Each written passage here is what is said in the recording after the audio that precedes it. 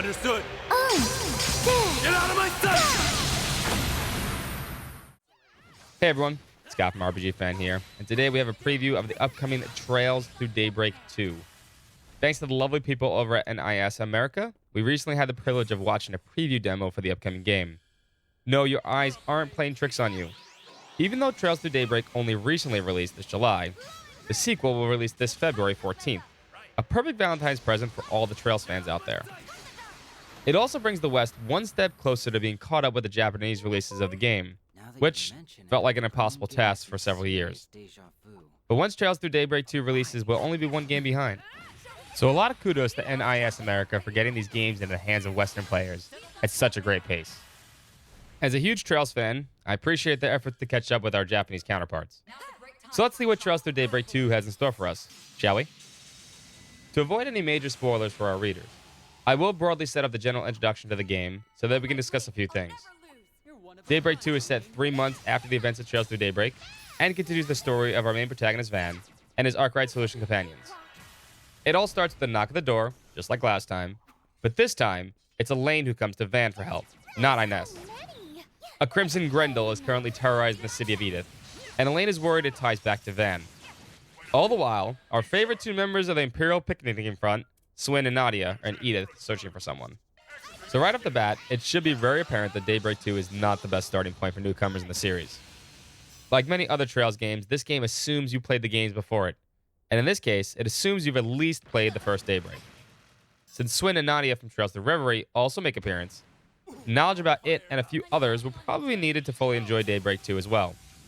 I will say, however, that the recent Trails Through Daybreak is an excellent jumping on point for newcomers to get their feet wet into the world of Trails, and comes highly recommended by myself and others on staff. With our general synopsis out of the way, let's focus on what's new in Trails Through Daybreak 2. The first major system change is that the storytelling in Daybreak 2 takes a page out of Reverie's book and offers changing viewpoints throughout the story. You will not be able to switch vantage points as freely as you could in Reverie, but at the very least, you will experience multiple groups of characters. This is due to the dead end system. As you progress through the story, you will reach certain sections that result in literal dead ends. Using the power of the Genesis, you can rewind time to attempt the story segments again, but with the possibility of extra help from other characters who may help you get to different outcomes. This storytelling approach reminds me of Zero Time Dilemma, which is one of my favorite parts of the series. It's cool to see something similar in a Trails game. Combat has also taken a big step forward in Daybreak 2. First, the combat UI has been cleaned up significantly with the big adjustments to the turn order list. One of my, and many players' biggest pet peeves with Trails of Daybreak was the turn order UI.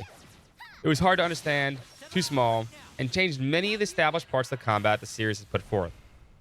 Thankfully, it's much better in Trails of Daybreak 2, and offers a better timeline for how the battle will play out when delaying enemies or going for big attacks.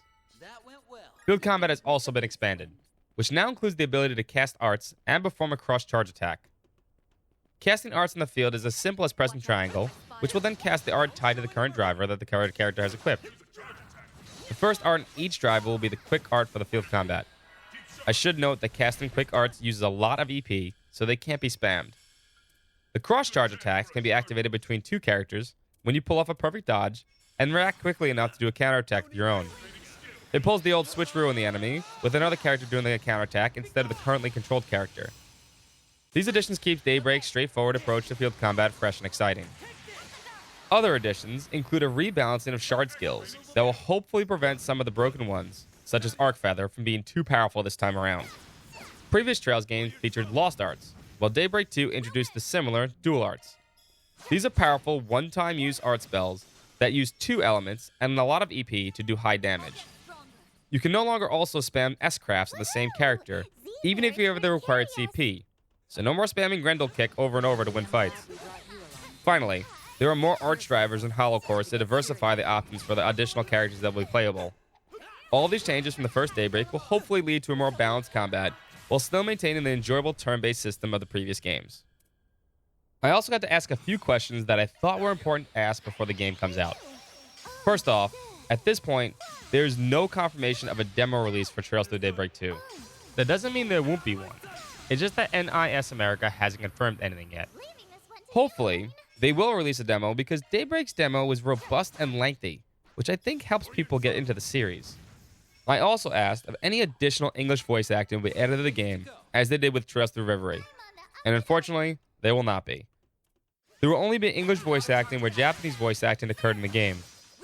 If there was one thing that really bugged me in Daybreak, it was the sporadic voice acting that took away from some of the game's important scenes. Whether it be Falcom or NIS America, I do hope that going forward, we will see more voice acting added to the series. And finally, I was curious about the save data carrying over from Daybreak 2 from Daybreak 1. Save data will get you some minor stuff as it usually does, like Sepith, quartz, and accessories. But your alignment choices from Daybreak won't carry over, so don't feel pressure to go back and change your choices from the first game in case you didn't like them.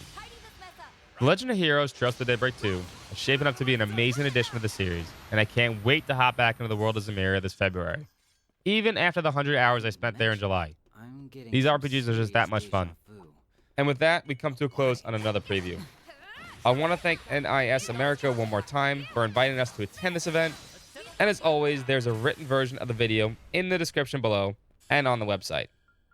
If you enjoyed this preview, or any of the other previews that we put forward, please don't forget to hit the like button, subscribe, and leave a comment. It really does help these videos out a ton, and I appreciate all the support. As always, if you have any questions I can answer, I will be glad to answer them if you leave them in the comments below.